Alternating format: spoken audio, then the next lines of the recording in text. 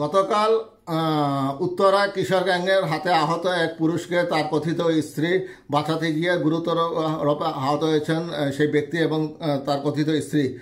তদন্ত করতে গিয়ে এর একটি ঘটনাটি অন্যদিকে মোড় নেয়। সেটি হচ্ছে উত্তরার হামলার ঘটনায় নতুন মোড়। আহতরা স্বামী স্ত্রী নন, অর্থাৎ তাদের মধ্যে পরকীয়া প্রেম চলছিল। রাজধানীর উত্তরায় 17 ফেব্রুয়ারি রাতে এক দম্পতিকে প্রকাশ্যে কোপাতে থাকেন কিশোর গ্যাংয়ের 2 সদস্য। এই সময় পুরুষকে বাঁচাতে ধারালো অস্ত্রের সামনে ঢাল হয়ে দাঁড়িয়ে যান এক নারী। এই ঘটনার একটি ভিডিও সামাজিক মাধ্যমেও ছড়িয়ে পড়লে শুরু হয় আলোচনা।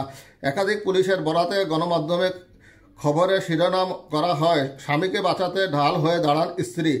ঘটনার একদিন পর জানা গেল কিশোর গ্যাংয়ের হামলায় আহত মেহবুল হাসান এবং নাসরিন আক্তার ইপ্তি স্বামী স্ত্রী নন, তারা কেবল সহকর্মী।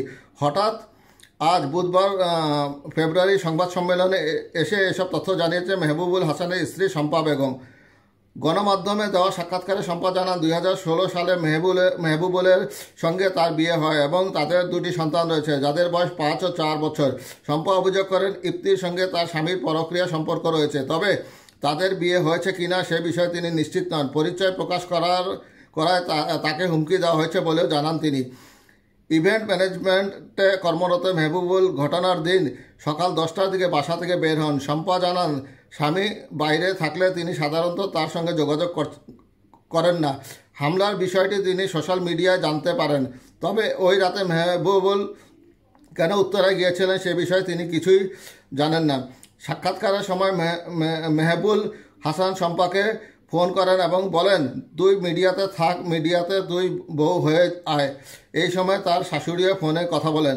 শম্পা বলেন, মেহবুল হাসান আমার বৈধ স্বামী।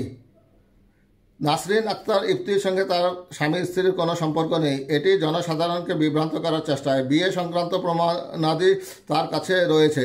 উল্লেখ্য, গত সোমবার 17 ফেব্রুয়ারি রাতে 9:30টার দিকে উত্তরার 7 নম্বর সেক্টরের 9 নম্বর রোডে মেহবুল হাসান ও নাসরিন আক্তার ইপ্তিকে কয়েকজন তরুণ হামলা করে। এই ঘটনায় জড়িত 5 জনকে ইতিমধ্যেই গ্রেপ্তার করেছে আইনশৃঙ্খলা রক্ষাকারী বাহিনী।